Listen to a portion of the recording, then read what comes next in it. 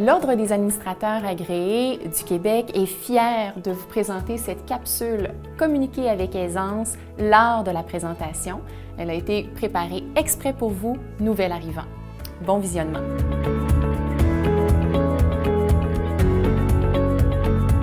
En tant que nouvel arrivant, je vous propose de faire un travail de recherche avant de vous adresser à, par exemple, un employeur potentiel ou quelqu'un qui travaille dans une organisation donnée.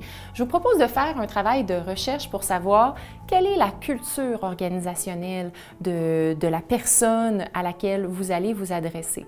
Ça, c'est déterminant parce que, sachant ces informations-là, vous allez pouvoir vous y adapter.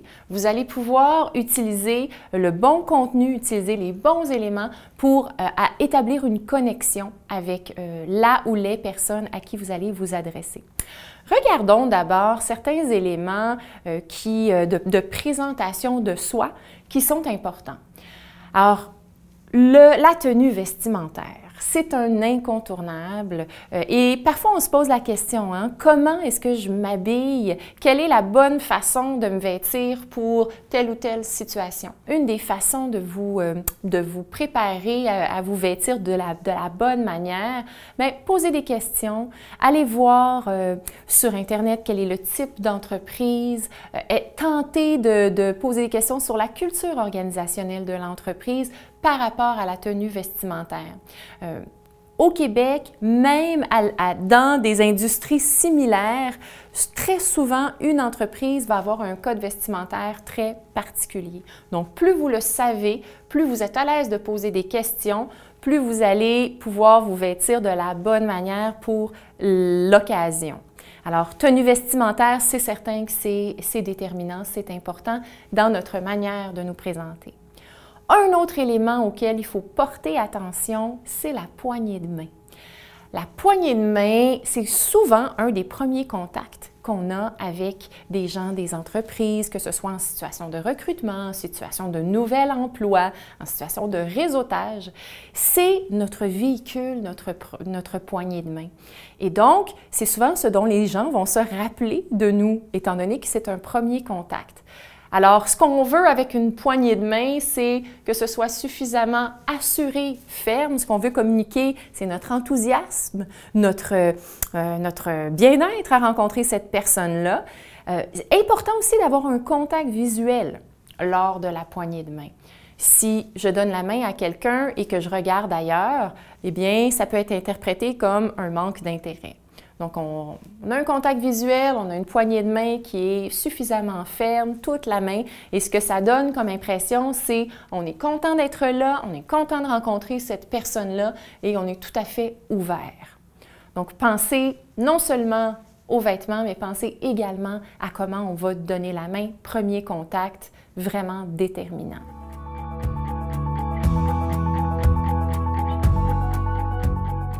Ensuite, une fois qu'on a pensé à ces aspects-là de présentation de soi, eh bien, parfois, on a à aller un petit peu plus loin et à présenter un contenu. Parfois, on a à faire une présentation. Donc, comme ça s'appelle l'art de la présentation, regardons ensemble certains éléments qui vont vous aider à structurer une présentation et à faire en sorte de faire de votre prise de parole une vraie réussite. Donc, très souvent, avant d'aborder une situation de présentation, les gens vont commencer par le contenu. Ils vont dire qu'est-ce que j'ai à dire aux gens, puis comment je vais structurer mon contenu. Moi, ce que je vous propose, c'est travailler d'une autre manière et je vous propose le modèle, l'acronyme, vous allez vous en souvenir, c'est OAC. Objectif, auditoire et contenu en tout dernier. Ça se pourrait que vous vous disiez, ah bon, j'ai l'habitude de commencer avec mon contenu et de présenter aux gens ce que je fais ou ma zone d'expertise. Eh bien, c'est un petit peu comme si on travaillait à l'aveugle, si on commence avec le contenu, puisque la première étape, c'est de savoir où on veut aller. Quel est notre but? Quel est notre objectif? Donc, objectif. Soyez le plus clair possible. Moi, je vous invite même à le prendre par écrit. l'indiquer par écrit quel est votre objectif dans une communication, dans une présentation donnée. Quels sont des types d'objectifs qu'on peut avoir? On peut vouloir informer les gens, leur donner des informations factuelles. On peut vouloir les persuader, les convaincre. Si vous voulez persuader quelqu'un de vous embaucher, eh bien, vous ne vous y prendrez pas de la même façon que si vous voulez simplement les informer. Alors, informer, persuader, convaincre.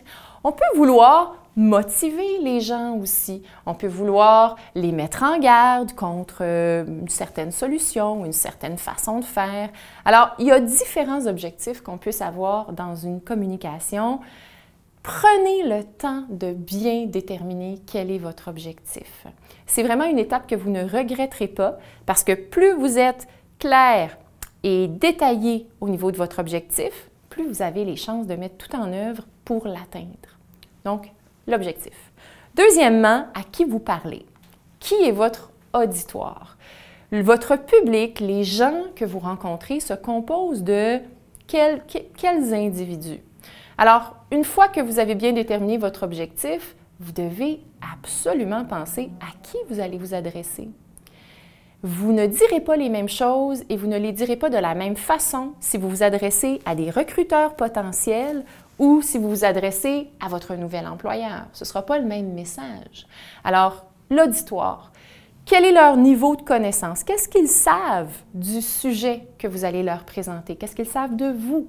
Donc, leur niveau de connaissance. Ce qu'on veut à cette étape-ci, on veut s'assurer de ne pas répéter aux gens ce qu'ils savent déjà et on ne peut pas non plus leur donner un niveau de complexité qui va totalement les échapper, qui va être trop élevé pour leur niveau de connaissance. Par exemple, si vous êtes un ingénieur,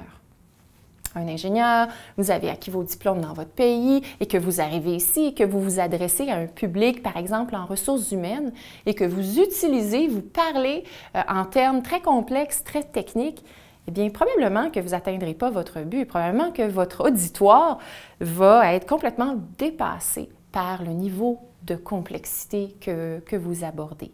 Alors, pensez au niveau de connaissance. Aussi, pour votre auditoire, que pense-t-il de votre sujet? Est-ce qu'ils ont des idées préconçues par rapport à votre sujet? Est-ce que vous allez devoir les faire changer de perspective? Donc, important de déterminer si vous allez devoir travailler sur comment ils perçoivent ce que vous allez leur présenter. Finalement, qu'est-ce qu'ils ont à gagner de votre sujet?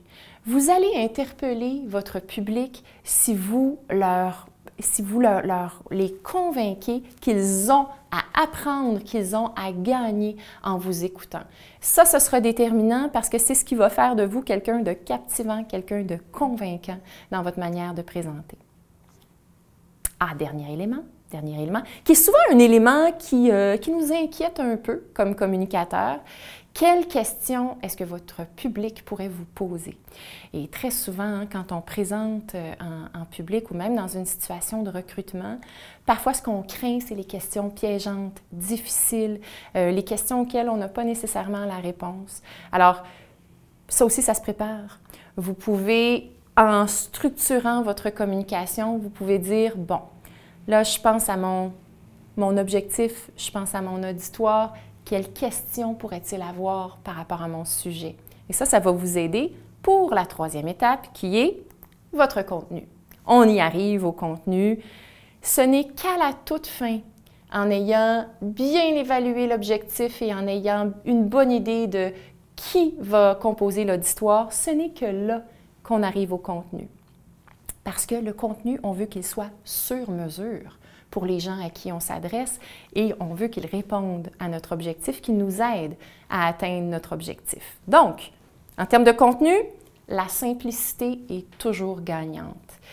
Plus vous allez réussir à vulgariser votre sujet, plus vous allez réussir à le rendre simple, à absorber pour vos auditeurs, plus vous allez atteindre votre objectif de communication. Donc, simplicité, c'est gagnant. Encore là, je vous ramène lorsque vous avez des sujets très, très complexes. tentez de les simplifier. Tentez de les expliquer de manière la plus vulgarisée possible. L'autre aspect auquel il faut faire attention en termes de contenu, c'est d'éviter la surcharge d'informations. Évitez d'en dire trop. Très souvent, ça part d'une bonne intention, hein? On donne beaucoup d'éléments, d'informations, mais parfois on en donne trop et on en donne trop pour la capacité d'intégration de notre auditoire. Donc, évitez la surcharge d'informations. De toute façon, vous le savez, hein, on est dans une ère où on est dans une abondance, une surabondance d'informations. Alors, ne contribuons pas à cette surcharge d'informations-là. Gardons les choses simples. Pensez à votre sujet en adoptant le point de vue de votre auditoire. Toujours, gardez toujours les gens à qui vous vous adressez en tête. Si vous faites ça, vous avez beaucoup plus de chances d'avoir leur engagement et d'avoir leur écoute et leur attention. Voilà, c'était la méthode OAC, objectif, auditoire et contenu.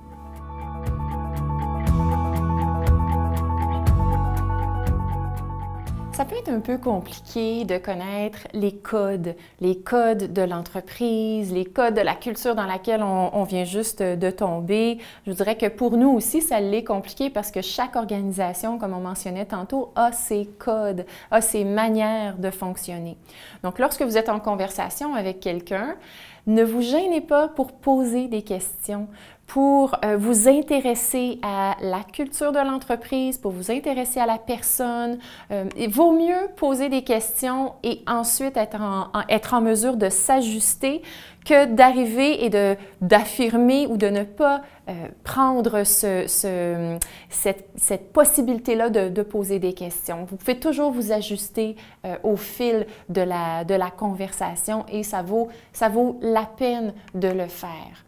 Les gens sont toujours très indulgents envers des nouveaux arrivants qui vont poser des questions et s'intéresser à nous. Alors, de la même façon qu'on est toujours, la plupart, très indulgents envers des gens qui vont faire un effort pour parler français aussi. On a énormément de respect pour des gens qui prennent ce risque-là de parler la langue, par exemple, si ce n'est pas votre langue première. Finalement, regardons, pour vous aider à baliser votre communication, regardons un guide, un outil qui peut vous servir de liste de contrôle pour voir où vous en êtes par rapport à votre communication. Alors, ce sont les 7 C de la communication. Le premier C, c'est clair. Est-ce que ce que vous dites, est-ce que vos propos sont suffisamment clairs pour être bien reçus de la part de votre interlocuteur ou de votre groupe? Donc, la clarté. Et ça, on sait que nos propos sont clairs en posant des questions, en regardant le non-verbal des gens à qui on s'adresse. Si on a des gens qui nous regardent avec un air de surprise ou un air d'interrogateur, eh bien, on pose des questions, on clarifie. C'est peut-être qu'on doit clarifier un peu notre communication. Le deuxième C, c'est concis.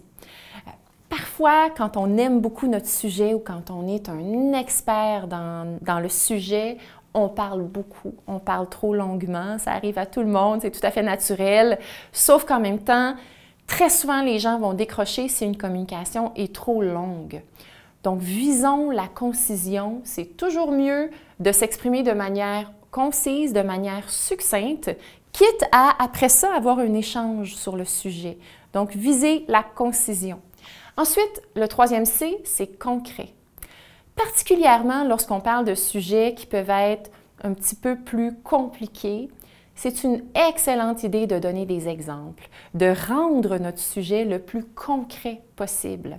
Et ici, j'aimerais vous inviter à utiliser des exemples qui proviennent de la culture québécoise. Ça va être beaucoup plus concret si vous êtes capable d'utiliser des éléments qu'on connaît, qui sont bien intégrés à la culture québécoise. Ça aide énormément à rendre vos propos plus concrets. Le quatrième C, c'est confiant. Comme nouvel arrivant, c'est tout à fait normal parfois de manquer de confiance en nos moyens, en notre capacité de vraiment s'intégrer à une nouvelle culture et tout ça, c'est tout à fait normal.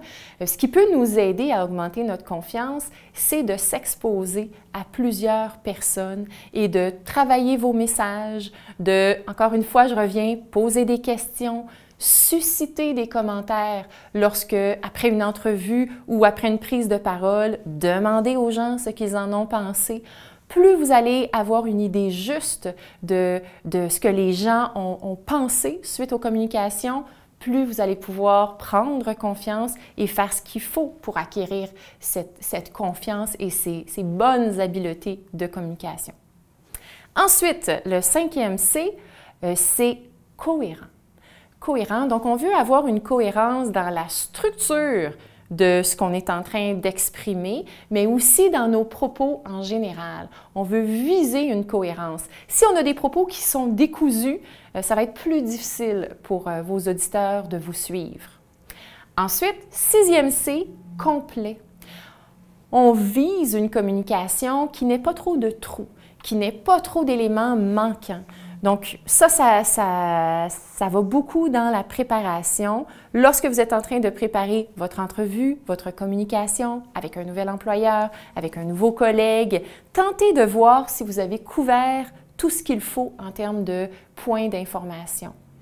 Vous pouvez aussi demander aux autres. Si vous avez une présentation prévue dans votre nouveau travail, vous pouvez demander à un de vos collègues « Si je parle de tel point, penses-tu que c'est complet? » C'est toujours gagnant d'aller susciter des commentaires de la part de gens qui sont au courant de la situation.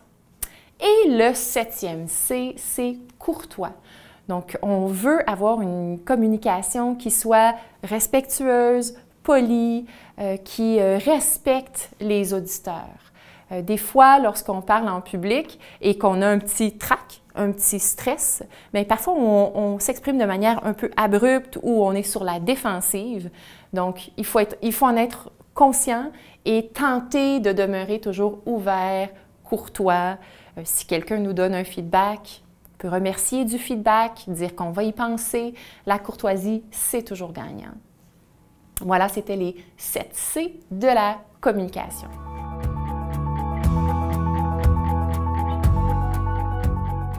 En conclusion, n'hésitez pas à poser des questions, documentez-vous sur la culture du Québec, de l'entreprise et respectez les 7 C de la communication et votre communication sera optimale.